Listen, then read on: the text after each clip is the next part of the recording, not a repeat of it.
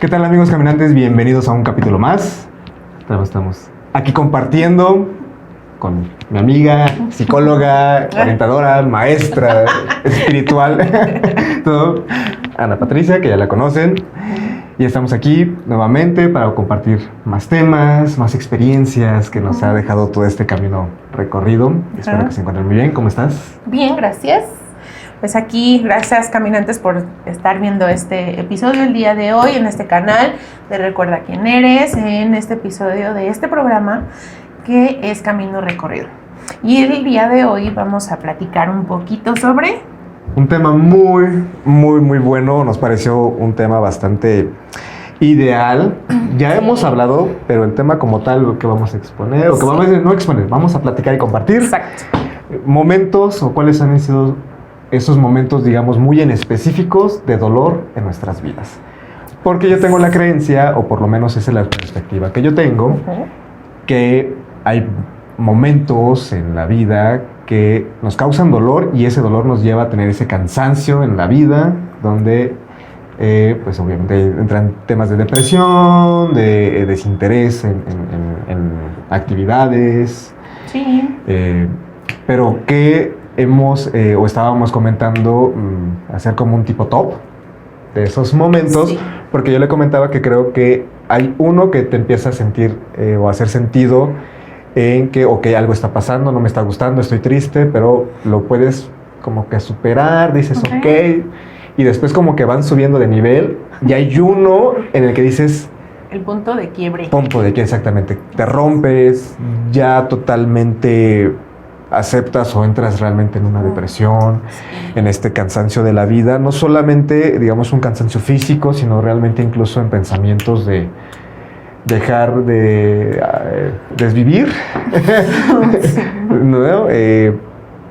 Y creo que es ahí donde muchas veces tomamos ya una acción para poder hacer un cambio real en nuestras vidas, porque creo que muchas veces lo expresabas muy bien la otra vez y fue algo que me encantó. Vamos tomando ibuprofenos nada más de emocionales. Nos ha llegado a funcionar muchas veces en su momento, pero es en esta analogía o comentario que muchas veces escuchamos de lo que le vas echando al costalito, lo que vas echando al costalito, y hay uno en el que dices, wow, ya es insoportable la situación. Sí. Donde entras en un modo realmente de reflexión de la vida, qué vas a hacer, qué no vas a hacer, seguir o no seguir. Sí, yo creo que eso es algo, no, digo, es algo, creo que importante de compartir, porque creo que algo que ha ayudado, por lo menos en mi proceso, es poder saber que hay historias similares a las mías, porque en su momento yo me sentía totalmente solo, ajeno, que solamente a mí me pasaban.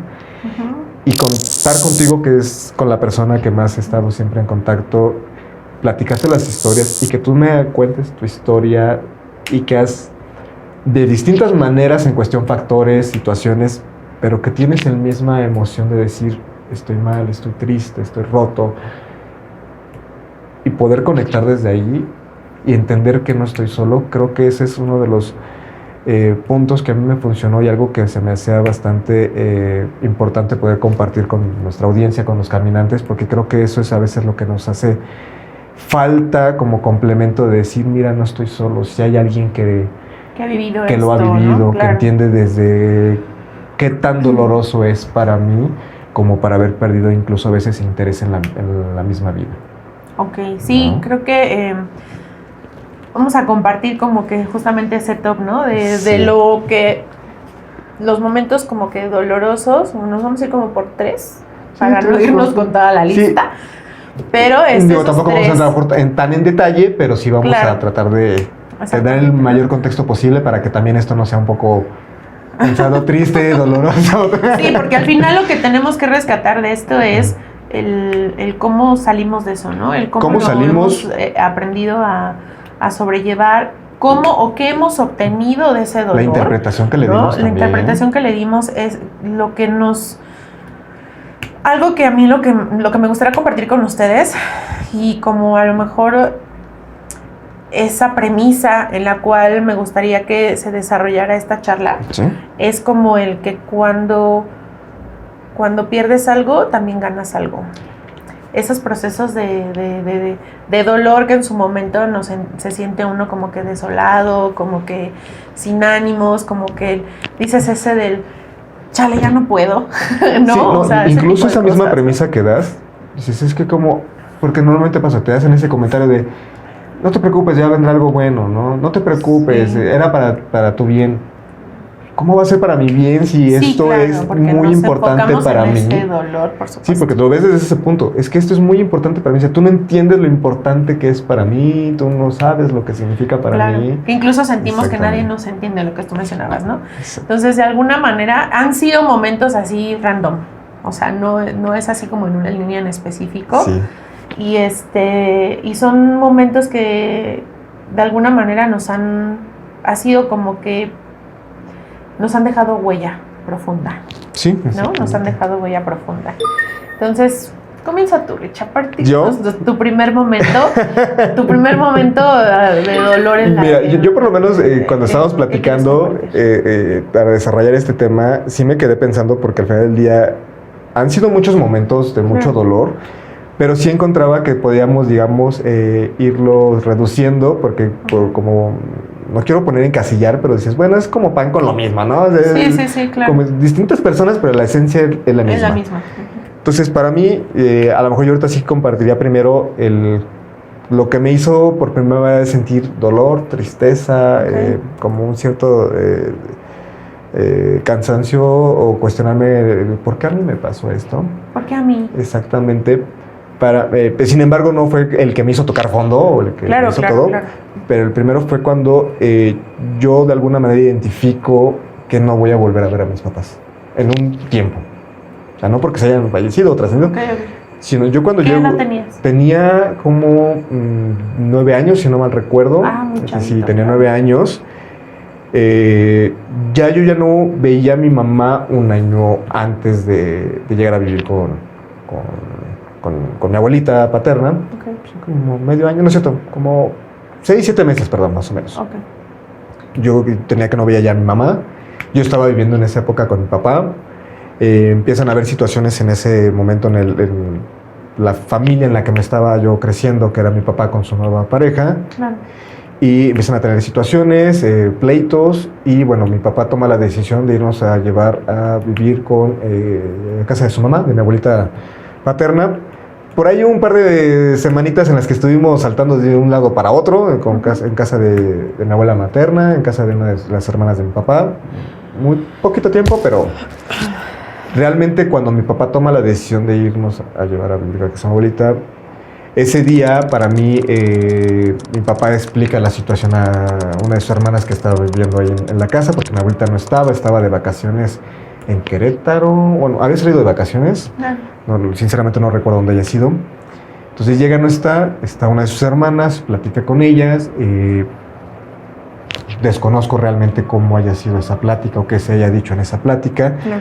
Lo último que yo recuerdo en ese entonces es que estoy en uno de los cuartos de mis primos, platicando, jugando. Se empieza a hacer de noche y nos dicen que vamos a pasar la noche ahí.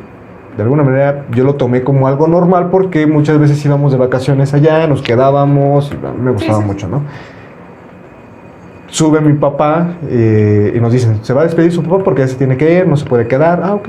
Yo me acuerdo que abrazó a mi papá.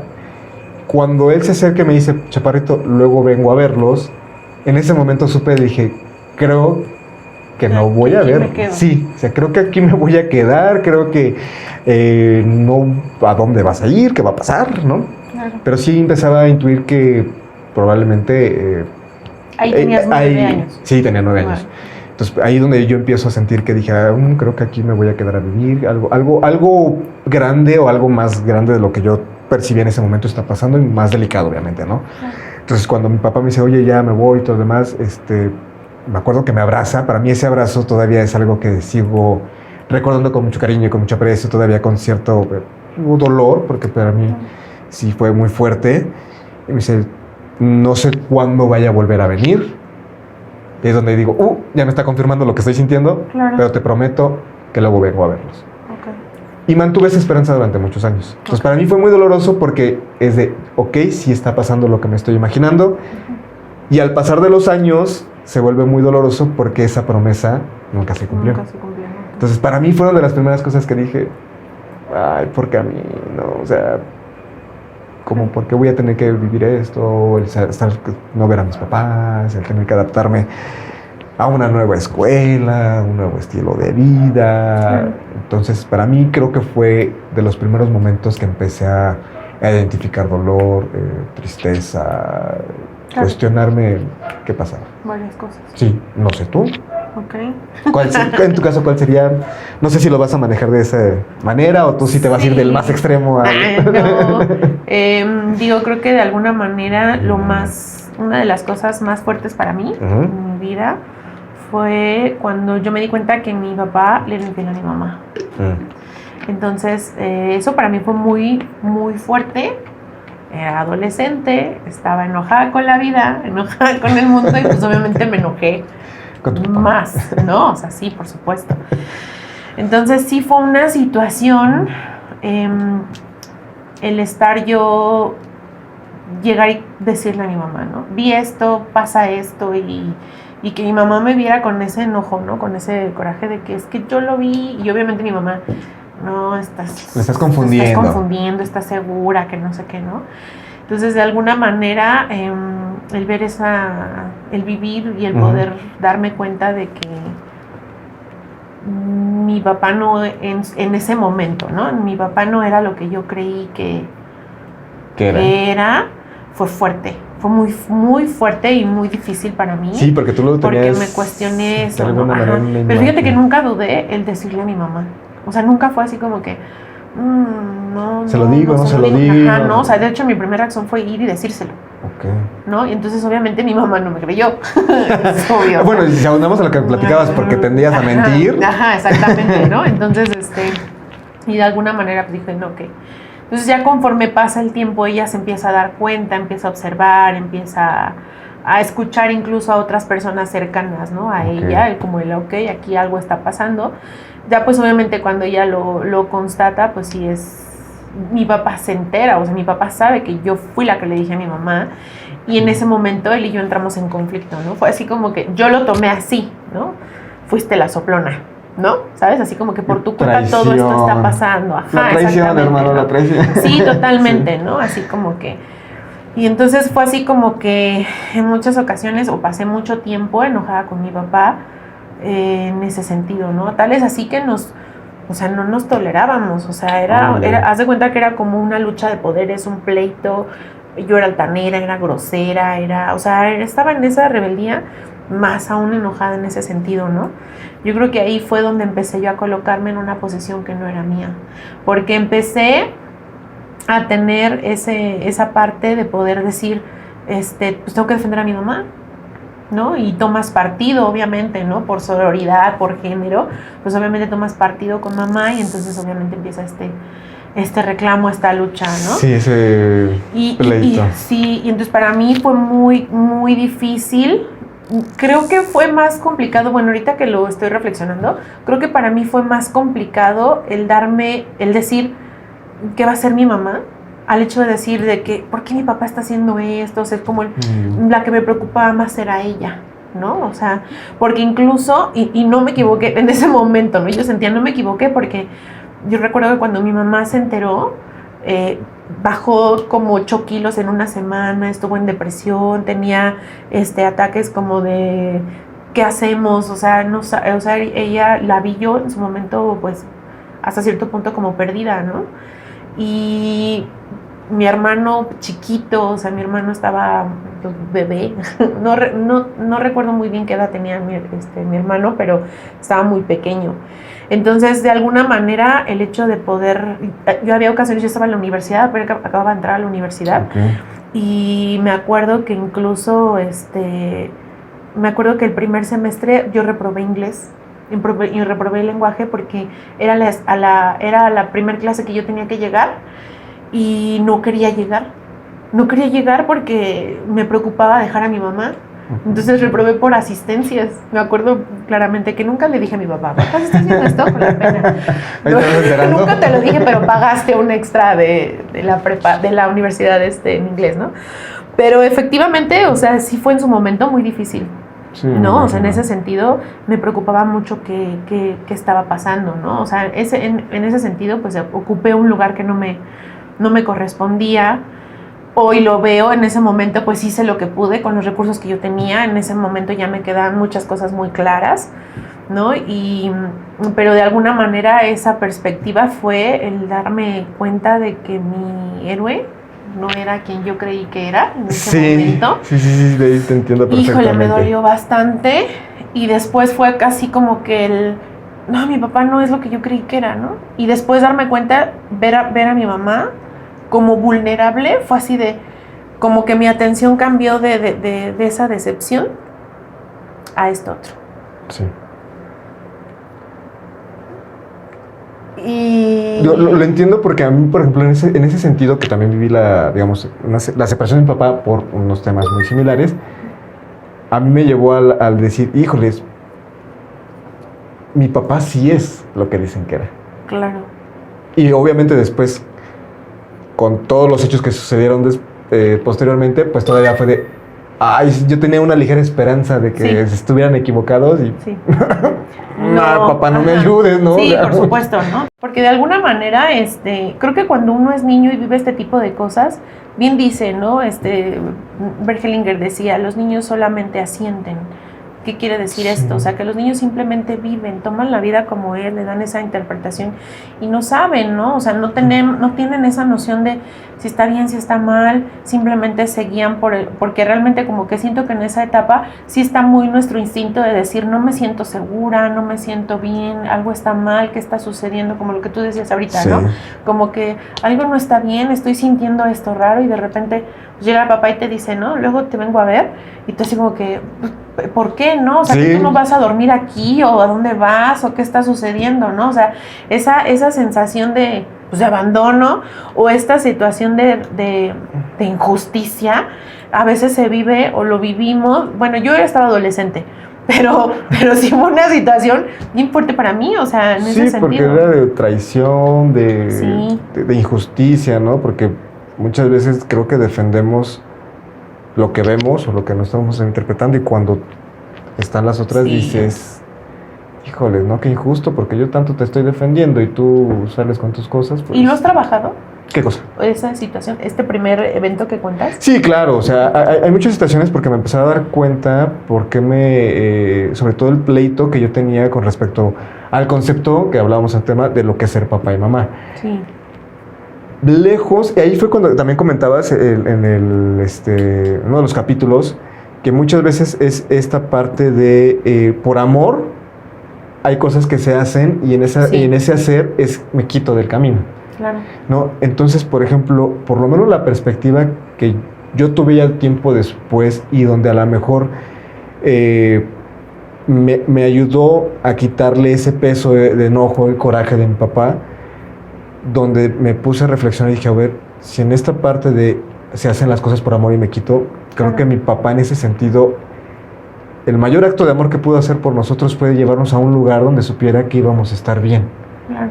Porque anterior a eso, la verdad es que en cuestión de un cuidado de niño, ¿cómo decirlo?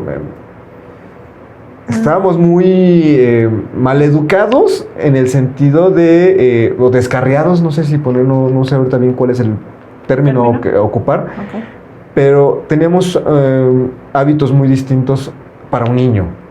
¿En qué sentido? Por ejemplo, con mi papá yo recuerdo que eran las 10 de la noche y yo podía estar en las calles del centro con un sobrino, un primo político, caminando.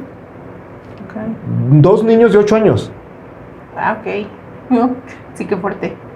Claro. No, o era 2 niños de 8 años, o éramos 3, porque luego se juntaba un vecino de los departamentos, porque era un edificio en un departamento donde estábamos, uno de los vecinos, donde los adultos oigan, vayan por las cervezas. Íbamos por las cervezas. Claro. En nuestras bolsas de mandado, o sea, claro. 10, 11 de la noche y nosotros en la calle yendo por cervezas. Por cervezas. Digo, el centro me quedaba a 5 cuadras, entonces era la plancha del Zócalo o a Bellas Artes, 6, 7, 8 de la noche sin ningún cuidado, Claro. ¿no? Entonces, por ejemplo, viene la parte de ir a vivir con mi abuelita, y mi abuelita pues es obviamente todo lo contrario. Hay horarios, hay restricciones, hay Claro. obligaciones. Que comas esto, porque, claro. Exactamente. Claro, ok. Entonces, pues, digo, ahí sí lo he trabajado. Digo, en esa parte, por lo menos con mi papá, sí ha sido menor. ¿Cómo decirlo? Me ha costado menos por esa acción, porque esa sí la vi desde ahí. Con mi mamá sí ha sido un tema un tanto más pesado, por lo que habíamos platicado en el capítulo anterior, por las creencias que se tienen de lo que debe de ser una mamá. Entonces, también ya he tomado más cartas. Aún estudio todavía muchas cosas en el proceso, sinceramente, porque hay todavía cosas que en mí está, o la responsabilidad de la idealización que yo tengo de lo que significa una mamá. Claro. Pero al final de cuentas, lo que hemos platicado no debe de estrictamente ser así, y lo mencionado, ¿no? Hay veces que simplemente es el que te puedan traer al mundo, el que estén, y no hay otra aportación, por así decirlo, que puedan hacer. Sí, sí. Pero incluso esa aportación de decir, bueno, pues ya traje al mundo con amor, no interrumpí el embarazo, permití que vinieras o algo. Entonces, en pasar de ese proceso de soltar mi idealización de cómo yo quiero que sean las cosas, al punto donde probablemente nada más sea eso. Eso que me dieron. Eso que me dieron. Ha sido difícil. Muy difícil.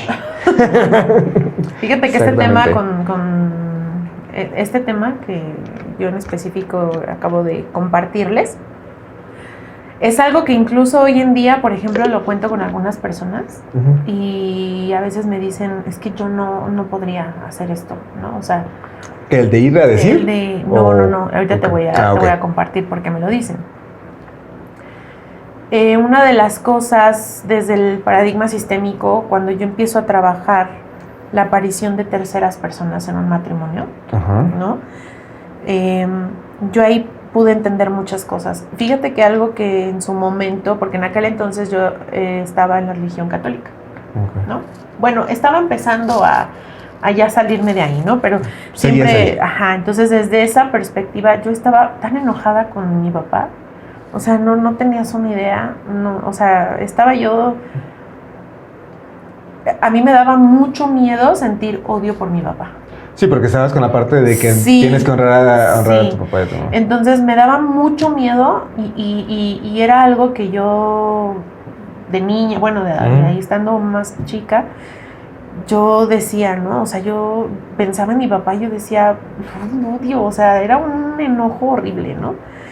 Y llegó un momento en el cual yo, por ejemplo, siempre me ha gustado escribir. Okay. ¿No? Entonces, desde niña yo era de que la que le escribía cartitas a mamá, cartitas a mi papá, sobre todo a mi papá, ¿no?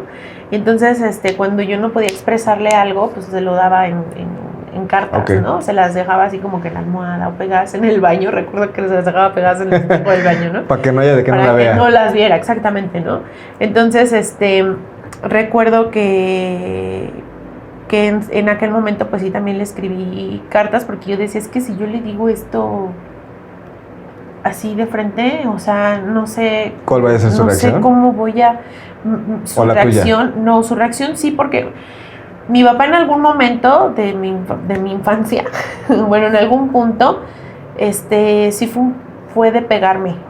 O sea, y pegarme, ¿no? A la vieja escuela, al final. Sí, claro, por supuesto, ¿no? Entonces, entonces, de alguna manera, pues me era más fácil comunicarme con mi papá desde esa perspectiva, porque efectivamente para mí era como el evitar su reacción. Dejo la carta, no sé cuándo la vaya a ver, yo seguramente no voy a estar y la libro. Sí. Entonces, me acuerdo perfectamente que sí llegó un momento en el que yo, así tal cual, yo decía, adiós, ¿no? O sea, ¿sabes qué? No permitas, y me acuerdo, ¿no? No permitas que mi corazón se llene de odio hacia mi papá.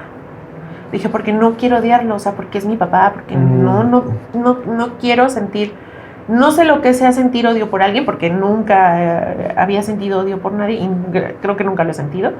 Entonces, en ese momento era tanto mi enojo que yo decía, no quiero esto, ¿no? O sea, no quiero sentirme así con mi papá, porque pues obviamente mi papá siempre estuvo en ese momento, hasta ese momento, pues siempre presente. O sea, nos íbamos de vacaciones, o sea, de niña, Era, independientemente digamos, un de papá ciertas común. cosas, pues sí, hasta cierto punto, ¿no? A excepción de cuando me enfermaba, que la única que estaba era mi mamá, ¿no? O sea, la única que se iba al doctor conmigo, la única que se quedaba cuidándome, o sea, así, ¿no? Pero sí era consciente de que mi papá faltaba, pero al mismo tiempo no era algo que sufriera o padeciera. Ujú. Entonces, no me di cuenta de esa ausencia hasta posteriormente, incluso cuando mi mamá me contaba esas historias, ¿no?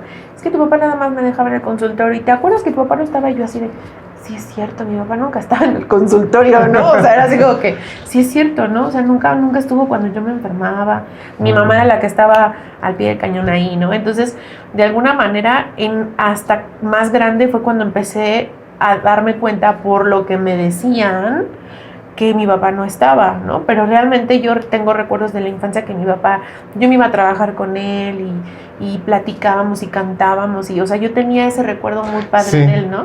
Y entonces cuando pasa ese evento, pues obviamente fue así como que la medida, en ese momento lo reflejé así, ¿no? Como la medida del amor que yo le tengo a mi papá, es la medida en que hoy lo odio.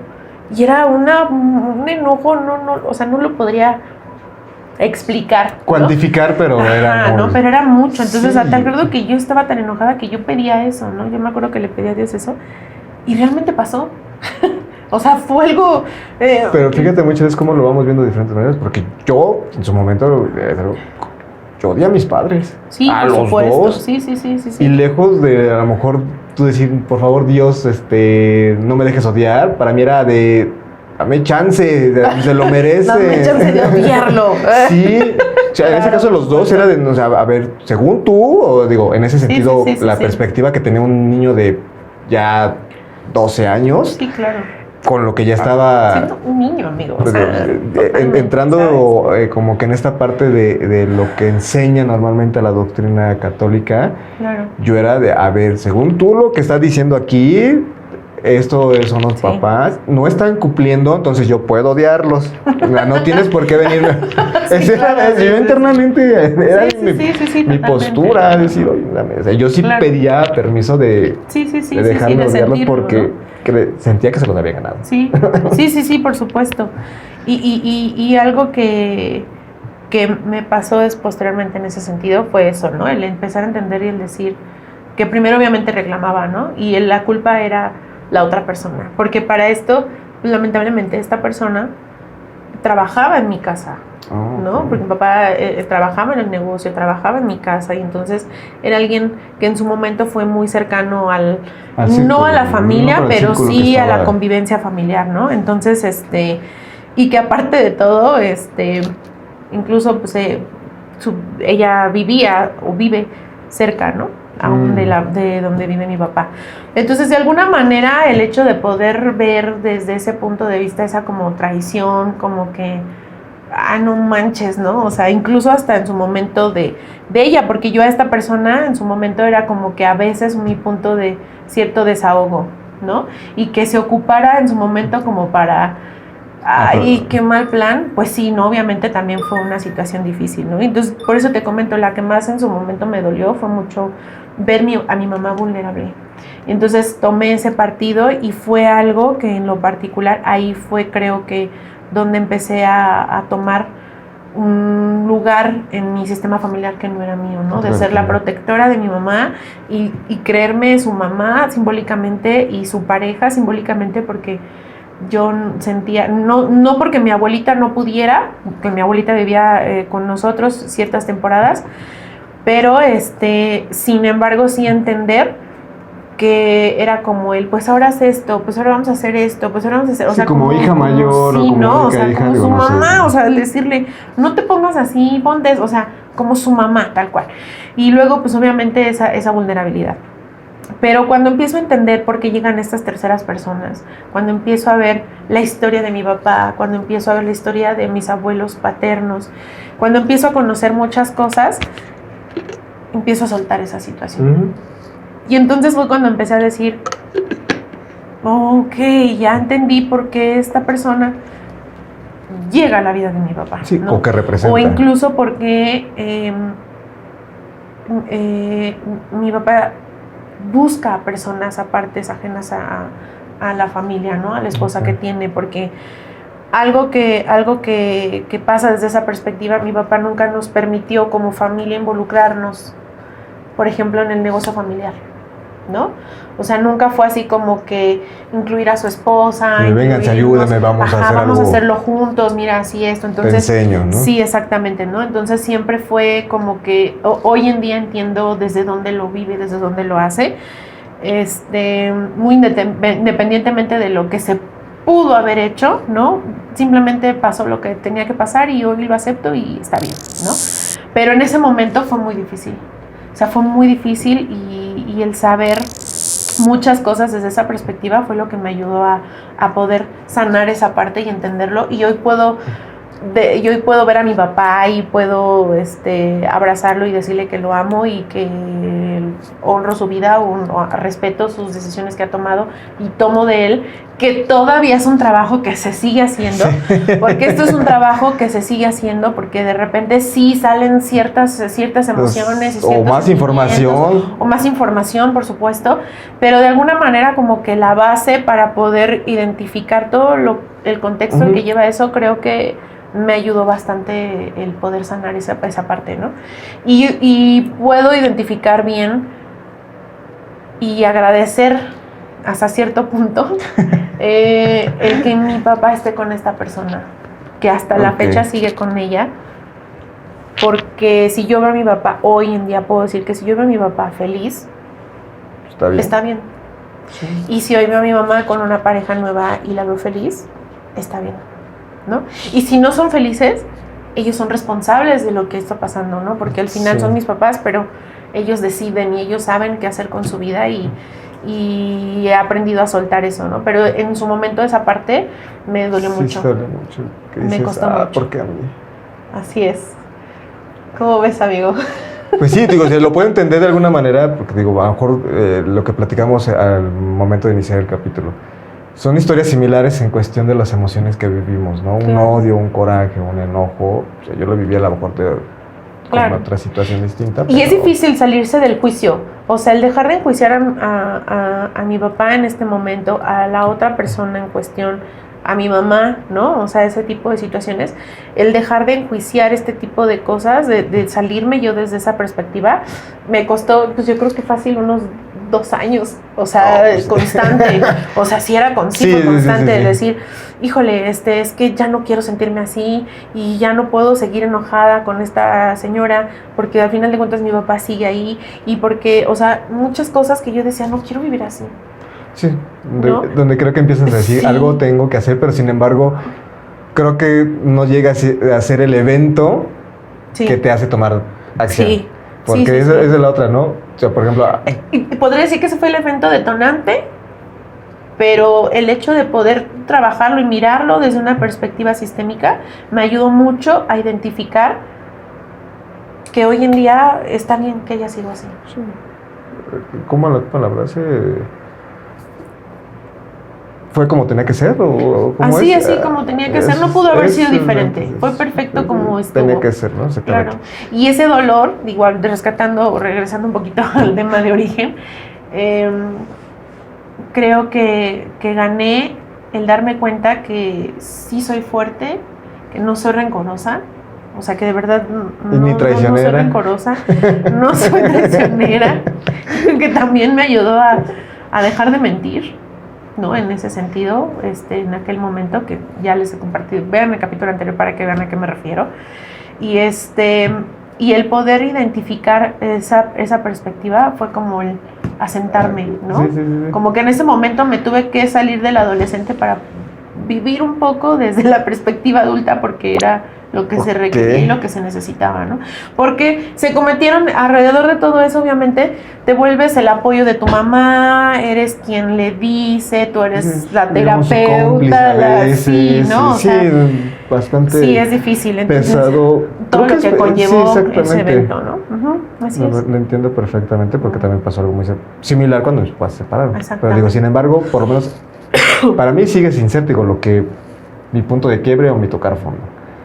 Entonces, ahora en ese top que decíamos como top, ¿Tienes un segundo? Échale, sí, Ya, tú primero. yo. Vas. Para mí, yo creo que el segundo es una, digamos, situación muy común en cuestión de tratar de establecer una relación sentimental. Ok. Porque, y es algo que fíjate, todavía cuando lo he puesto en perspectiva y me lo pregunto, no encuentro todavía como el evento que me hizo irme a que esto era una como necesidad, prioridad, algo importante dentro de la vida de uno como persona, el de estar en pareja o estar en una pareja. Pero, por ejemplo, el no poder precisamente entablar una relación sentimental con alguien y de alguna manera ser rechazado en esos intentos, para mí eso fue de las cosas que también empezaron a ser difíciles. Sí, muy difíciles, porque no es que en algún momento no tuviera una relación de noviazgo, pero era de ser muy, digamos, insistente en el hecho de que pues, si alguien me dijo que no, pues lo intentabas con otra persona. Y si no, o sea, era de estar como que buscando hasta que alguien dijera que sí. Ahora, el tema es, ya me dijeron que sí. ¿Qué pasaba en la relación en ese momento que tampoco eran relaciones duraderas? Acaban siendo, digamos, relaciones de... Se ocupa el término de manita sudada, nada más. Se ocupaba mucho. Richard quería más. Yo quería más. No, Pero a mí me causaba mucho conflicto. Una, porque el tema de creencias que hemos estado platicando, no recuerdo y quiero, muchas veces trato de hacer el recuerdo de dónde empecé a ver esto, que así era el amor o el estar en pareja. Pero yo me recuerdo que decían que para que una persona, en este caso una mujer, me hiciera caso, tenía que ser romántico, cariñoso, detallista, caballeroso, gracioso, amable. Sí.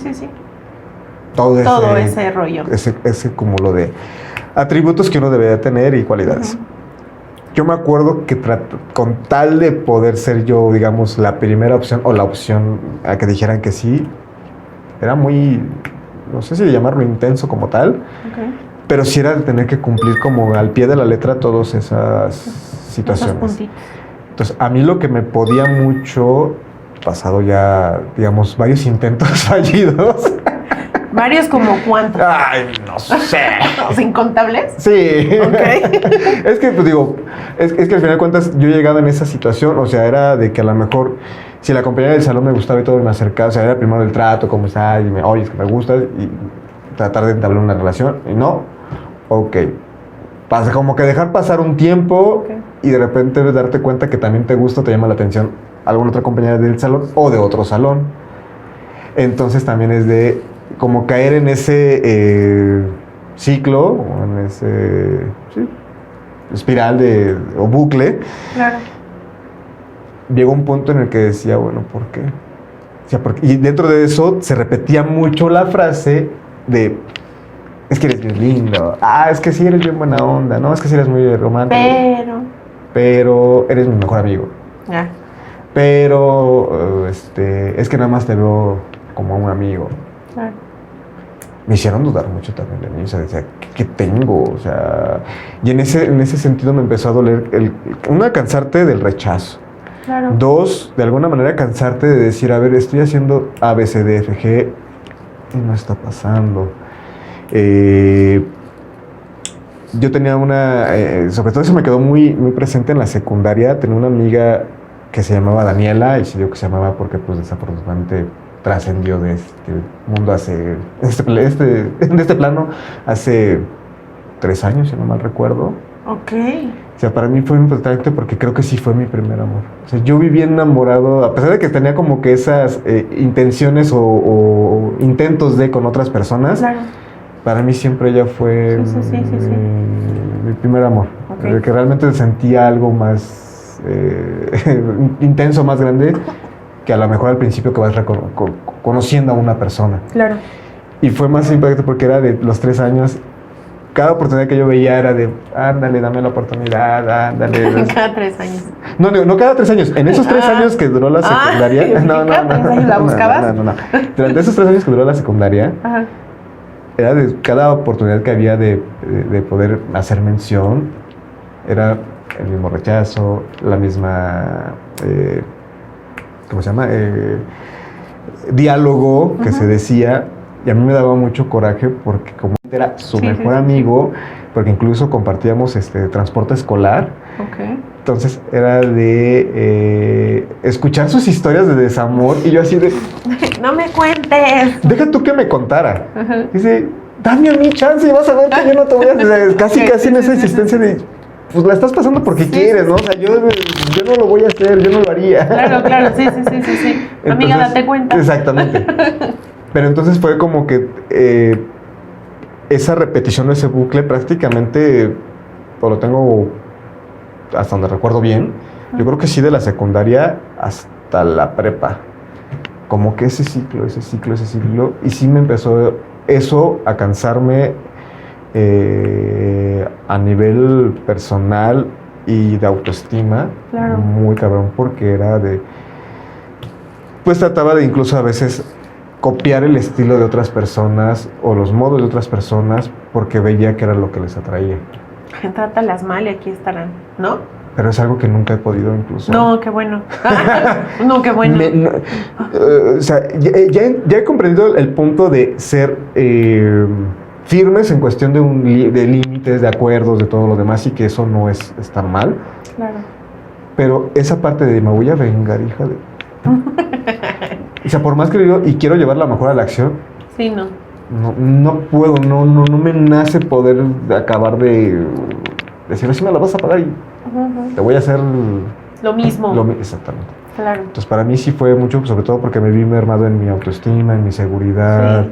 Bueno, es que esa parte, esa vivencia que tú cuentas, creo que es el reflejo de la herida de abandono, ¿no? De pero tus yo padres, no lo veía. obviamente. No, sí, O sea, por supuesto, o sea, obviamente, digo, pero lo sí, comento porque al final, como lo comentábamos, ¿no? O sea, nuestro niño herido es quien es el origen de nuestra salud mental y emocional de adulto. Sí, claro. ¿No? Entonces, parte desde esa perspectiva y desde esa situación, sí, obviamente se reflejó en esta parte. Sí, totalmente. Digo, entonces fue ese ciclo que incluso me acuerdo que estando en la preparatoria vocacional, que era lo mismo nivel académico, hubo una situación de una compañera ya estando en vocacional que, digamos, viví casi al mismo nivel de esta amiga de la secundaria, que de plano es algo que ya no podía yo soportar, y creo que fue la primera y única vez que lloré con mi abuelita por un desamor. Porque mi abuelita era de, estás pensando chingaderas ahorita, tienes que enfocarte en el estudio. Sí, claro, al final. Sí, por supuesto. De primero aprendes a limpiarla. ¿No? Ese tipo de cuestiones. Sí. Pero era tanto ya mi cansancio, mi rechazo de decir, bueno, ¿por qué a mí? Que no encontré, digamos, ya más alternativas. ¿En algún momento pensaste así como que, ¿por qué no me quieren? Sí, totalmente, sí. ¿Era esa frase? Sí. Sí, o sea, ¿por qué no me quieren? ¿Por qué no me aceptan? O sea, digo, obviamente mi autoconcepto de lo que yo veía en el espejo no me agradaba absolutamente nada. Así es. Nada, pues digo, tan así que modificaba mi imagen o trataba de adaptarla a lo comercial, lo común, o al normalmente el estereotipo de que era atractivo para la mayoría de las personas. Porque digo, en secundaria creo que es cuando se ve mucho eso de que el chavito de algo que destaca en la secundaria y trae casi toda la secundaria exactamente ahí atrás, ahí. ¿no? La chica, claro, por supuesto. Entonces ahí es donde, no peinarme diferente, tratar de vestirme de la misma manera, practicar mejor el mismo deporte. Claro. O sea, muchas situaciones, y sí fue algo que me costó mucho trabajo poder empezar a tomar ciertas acciones, en este caso a lo mejor de entender pues que había una autoestima muy baja, obviamente precedida por esta parte del abandono de mis padres, del rechazo de ellos. En ese momento yo sí lo interpretaba. Y no fue, yo creo que realmente no hice algo hasta que estaba como que ya separado. Ok. No sigue siendo mi punto de quiebre, Sí. sin embargo, ese fue un tema muy recurrente y por lo que yo las pocas veces que me acerqué a un tema de orientación psicológico o de terapia, fue esa situación de decir por qué por qué las personas no me quieren. Claro. ¿Tú? Oye, sí te quiero. Ah, Yo sí te quiero, amigo. no. ¿Cuál sería para ti un segundo momento en el que dijiste? Yo creo que también una situación de noviazgo, pero siento que también fue por cuestión de la edad, o sea, pero fue algo que en lo particular me marcó mucho, ¿no? Sí, o sea, al final es lo que estamos hablando, sí, o sea, ¿cuáles son esos momentos que a lo mejor nos han... tenía 15 años y Amor de quinceañera. Amor de quinceañeras. 15 años y justamente ahorita, ¿no? Que acabas de decir de que a lo mejor que tenga una situación física que destaque, pues sí, efectivamente, ¿no? Había un chico mayor que yo en la prepa y por X y Y era el que atraía todas las sí, o sea, no te explicas niñas, qué, ¿no? pero No te algo... explicas, ajá. Y anduve con él. Okay. O sea, la vida me dio la oportunidad de andar con el codizado de la escuela. Con la última coca del desierto. Sí, de ahí de la prepa. Y me enamoré perdidamente, o sea, obviamente sí tuve mis primeras vivencias, ¿no? De alguna manera, mucho con él. Él me llevaba 6 años, o sea, ya era una persona adulta, pero estaba en la preparatoria por cuestiones de rebeldía y su papá lo tenía como castigo en esa prepa, ¿no? Entonces, o sea que se pudo haber metido en problemas legales. Sí, claro, yo era MP. Sí, como diríamos, todavía no eras cancha reglamentaria, entonces... Exactamente, ¿no? Pero pues se pasó, ¿no? Sí, se dio claro. y todo. Entonces, por azares de ciertas situaciones familiares que él tiene, él se va a otro país a estudiar, a trabajar, a estudiar. Pues él era de una posición acomodada de dinero.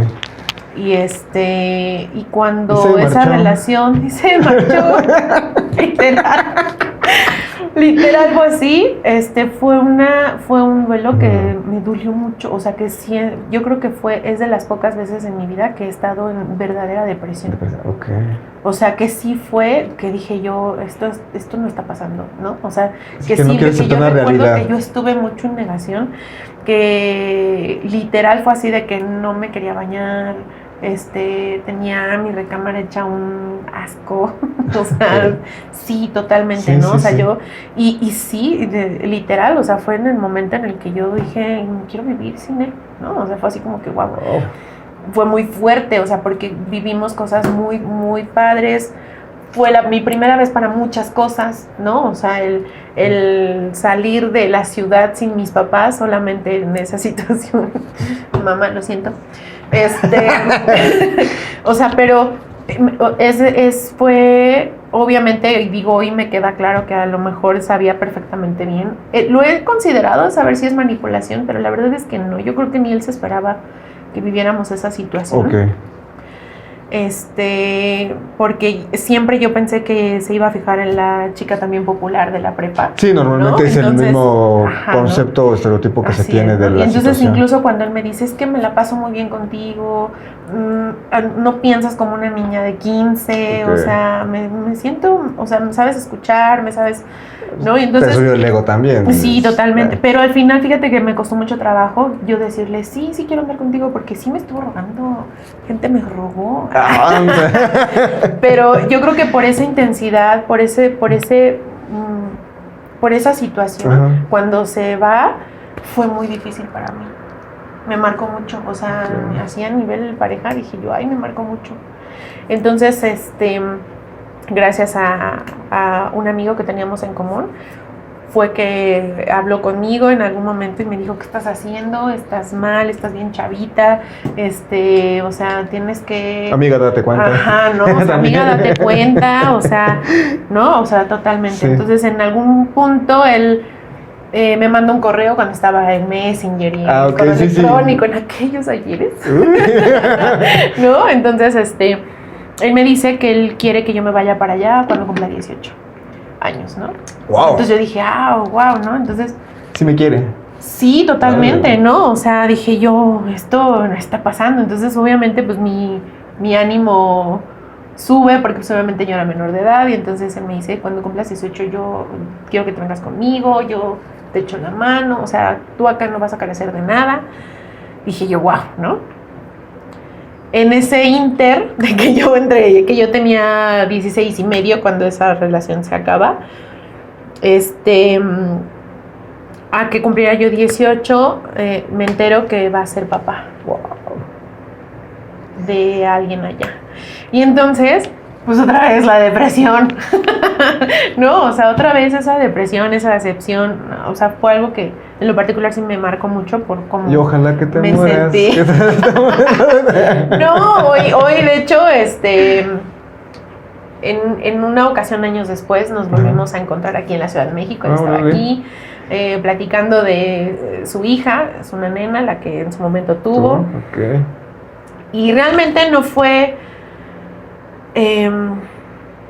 creo que también aprendí a saber que pues en ese momento la vida así tenía que ser.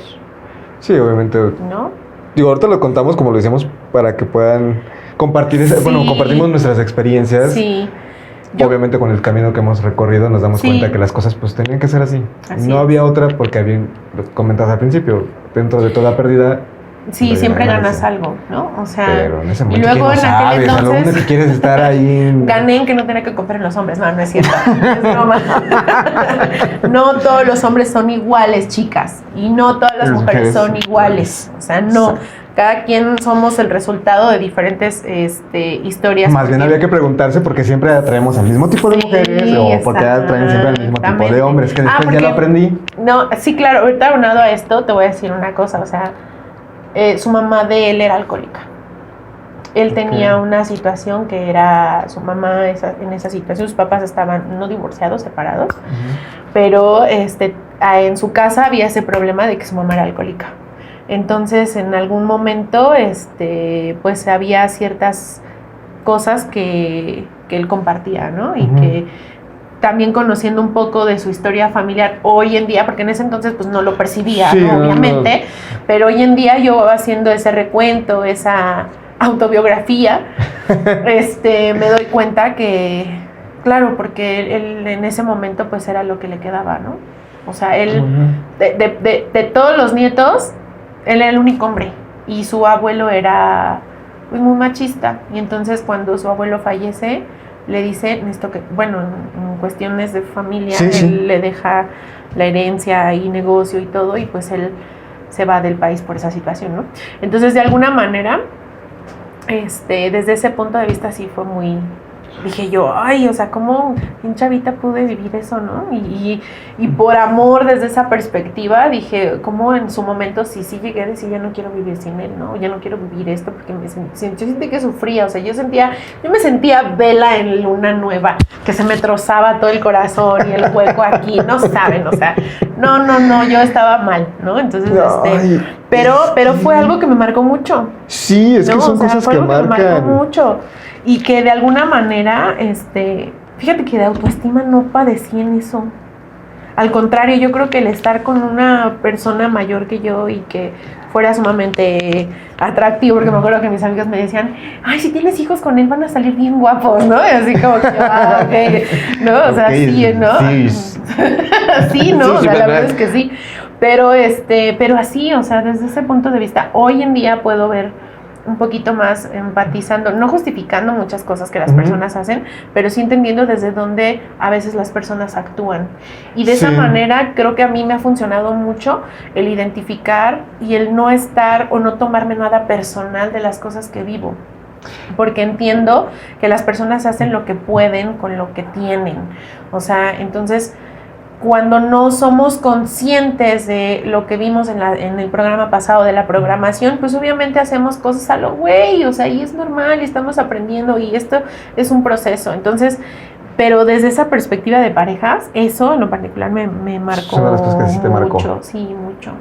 Sí. Y ahorita que lo estamos platicando me llama la atención cómo seguimos encontrando muchas coincidencias en cuestión de temas familiares, pero cómo lo vivimos, digo, similar, pero similar, pero de los polos distintos. Claro. O sea, tú me dices, totalmente. Se la padeciste porque el chavito, la última coca, te hizo caso. Y mi pleito era porque a mí nadie me hacía caso. O sea, ya sé. Cómo a veces están ambos extremos de la historia, pero al final de cuentas la esencia es la misma, que es lo que te comentábamos al principio, ¿no? La idea es que puedan identificarse, que puedan comprender que entendemos muchas veces perfectamente lo que se sienten muchas situaciones que a veces vivimos como únicas. Y en ese sentido, ¿tú dirías que es tu evento de quiebre o todavía...? No, pero fíjate que sí aprendí mucho en cuestión de parejas en ese sentido. Okay. O sea, pude identificar muy bien qué tipo de parejas quería. En algún momento me perdí antes de mi matrimonio, pero sí supe, o sea, sí identifiqué, me sentí muy querida, muy protegida, muy amada, muy cuidada, y creo que eso es algo que supe identificar, en decir, no quiero otra cosa menos a esto. Sí, claro. ¿No? O sea, aunado a que obviamente no quería que me dejaran ni nada, pero, ¿no? O sea, hago como que la mueca, sobre todo porque precisamente como a veces esas situaciones nos hacen tener un reflejo distinto. Sí. Tú decías, o te comentabas, no voy a permitir o no voy a aceptar nada menor a esto. Yo en su momento era de lo que sea, pero denme. Claro, porque traías esa herida de abandono, por supuesto. Exacto. Sí, totalmente. Entonces, de alguna manera, bueno, esa fue mi experiencia en cuanto a parejas, que creo que me marcó mucho, y creo que eso me hace sentir bien. O sea, que creo que posteriormente busqué en muchas otras ocasiones sentirme así, ¿no? Y sí me llegué a sentir así la mayor parte de las relaciones que he tenido antes de mi matrimonio, y durante mi matrimonio, gracias a Dios, me siento bien. Qué bueno. ¿No? O sea, en ese sentido. Bueno, la pregunta decía, ¿eso fue el quiebre o no? ¿Tuviste un evento que fuera realmente un quiebre o fue como que varios eventitos de la misma índole que te hicieron quebrar? Varios eventos. Yo creo que a lo mejor muchos se van a identificar. Para mí, la pandemia fue algo que viví muy... no dramático, pero o sea, no muy fuerte, pero sí, por ejemplo, pues aquí en casa, pues mi esposo y yo nos enfermamos, ¿no? Pero a mí me dio más leve que a mi esposo. Y en algún momento yo sí pensé que mi esposo se iba. Y eso me asustó mucho. O sea, sí fue algo así como que, ay Dios, o sea, sí lo llegué a pensar, como yo lo veía en ese sentido, que hoy veo, por ejemplo, algunas historias que me han compartido en redes sociales. No, cercanas, o sea, de cómo lo han vivido, y veo que hay otras historias más dramáticas o más drásticas, ¿no? Porque de hecho incluso alguien que en su momento también fue muy importante para mí en cuestión de pareja, falleció muy joven, ¿no? En la pandemia, y también que su familia es muy cercana a la mía. Entonces, wow, o sea, fue como que muy, muy intenso en ese sentido. Entonces, el posiblemente verme viuda fue difícil. Y saber que pues se iba, no sé, ¿no? O sea, no saber qué iba a pasar. Lo peor no en ese momento. Va a pasar. Yo creo que el encontrarme en ese sentido, en ese momento sí me dolió mucho. Y que mis papás, por ejemplo, digo, que nos enfermamos casi al mismo tiempo, mi mamá, mi esposo y yo. Y pero yo sabía que, de alguna manera yo sabía que mi mamá es muy fuerte. Cuando yo la suelto a mi mamá, cuando hago mi trabajo de soltar a mi mamá y todo, yo descubro que mi mamá es más fuerte de lo que yo pensaba que era, ¿no? Entonces cuando yo la suelto, yo digo, claro, mi mamá va a estar bien, y ella va a estar bien, y estaba al pendiente de todos modos de ella, pero yo en algo en mi interior me decía, va a estar bien, ¿no? Mi papá también. O sea, mi papá también me decía, mi papá va a estar bien también. O sea, no tenía la menor duda de que ellos iban a salir de eso. Pero cuando veo aquí en casa, sí era diferente. Incluso yo también, o sea, yo trabajando aquí en la oficina y todo, yo decía, yo también voy a estar bien, o sea, me siento Va a pasar, mal, pero va a pasar, me siento lo suficientemente fuerte, entonces esto va a pasar, no pasa nada. Pero yo veía a mi esposo y lo veía y el deterioro y que llegó un momento en el que necesitó concentrador de oxígeno y era de que, mal. O sea, fue así de...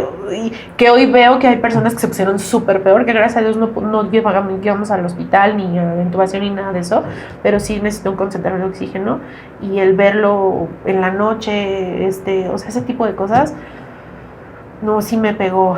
Bastante fuerte. Pero, por ejemplo, yo tengo la duda, porque, por ejemplo, yo el evento que viví o que considero como mi punto de quiebre fue lo que me llevó a tomar ya una acción. O sea, porque todo lo demás que habíamos estado, a lo mejor ahorita platicando, compartiendo, hasta ese momento había ciertos acercamientos, había como que tratar de hacer ciertos cambios, Claro, pero claro. no había un... Dejé de fumar. Ok.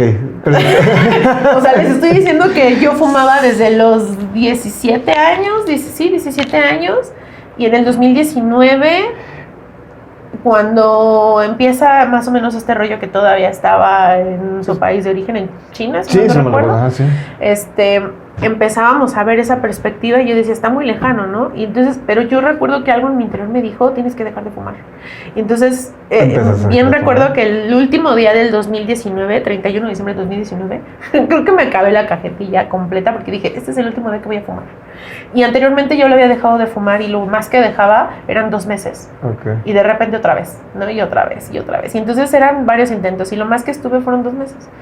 Entonces, algo en mi interior en ese momento dijo, vas a dejar de fumar. Y ese fue el último día que fumé. Ok.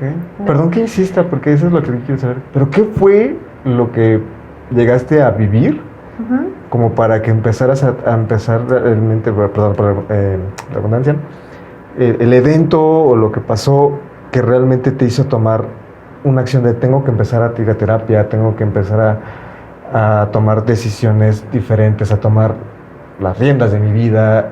Bueno, yo llegué, la primera vez que llegué a terapia fue por lo de mi papá. Ese es como que lo que a mí me gustaría a lo mejor poder, que pudiéramos compartir, porque digo, sí hay muchos eventos que vivimos, que nos duelen, que nos ponen en las peores situaciones o nos imaginamos las peores situaciones, pero no hacemos nada. Claro. ¿No? A lo mejor ahorita lo que me platicas hay muchas cosas porque ya vienes haciendo un trabajo previo y todo lo demás, pero no sé si en tu caso hubo un evento que te hizo decir, tengo que ir a terapia, tengo que empezar a ahora sí tomarme en serio a lo mejor lo de hacer las constelaciones, a estudiar más para poder aplicar lo de la sistemática familiar. O sea, ¿hubo algo? ¿No hubo algo? ¿Fue un cúmulo de eventos? ¿Lo de tu papá? ¿Eso fue lo de mi papá, porque incluso yo recuerdo que cuando tenía 17 años hice mi primera constelación sistémica y constelé mi relación con mi padre porque era sumamente estresante en ese momento. Y me acuerdo, nunca voy a olvidar esa constelación porque me acuerdo que en esa constelación me decían, y fue fuerte para mí en ese momento, ¿no? Me decían que los ojos de padre de mi papá se habían ido con mi hermana, la primera que falleció, mi hermana mayor. Y entonces me decían, es que no te puede ver porque se siente culpable por la muerte de tu hermana. Dice, entonces los ojos de padre se fueron con ella. Dice, y a ti, no te veía. Y a ti no te ve. A ti no te ve. ¿Y tú sentías que no te veía? No me veía. Claro, porque yo le decía cosas que yo necesitaba, ¿no? Que yo veía, que yo que podíamos decir, es muy lógico que pudiera notarlo, pero él no... Pero él no lo hacía, no lo veía, no consideraba, ¿no? Entonces, de alguna manera, esa situación me hizo todo el sentido. Y aparte porque pues, era la primera vez que yo tenía contacto con eso, ¿no? Y era gente que no conocía a mi papá, entonces no iba mi papá, no estábamos mi mamá y yo. Y me acuerdo perfectamente que el representante de mi papá empezó a... O sea, literal es de que me duele... O sea, mi papá en aquel entonces tenía pie plano. Entonces era de que... ya me quiero sentar, me duelen los pies. Mi papá padecía en aquel entonces mucho los bronquios. Dice, me duelen los bronquios, como que quiero toser, como que no me siento bien. O sea, empezaba a hacer cosas. Gestos, movimientos. ¿no? Y esa fue mi primera experiencia con la sistémica familiar. Entonces, cuando yo empiezo a identificar todo eso, yo creo que lo que me llevó a verdaderamente empezar a ir a tomar terapia o a buscar ayuda fue ese punto que yo te digo. Yo creo que fue el no querer llegar a odiar a mi papá, ¿no? O sea, fue eso. Y te voy a ser franca, aunado a que me he dedicado mucho a liberarme estos últimos años, que he estado trabajando mucho en mí.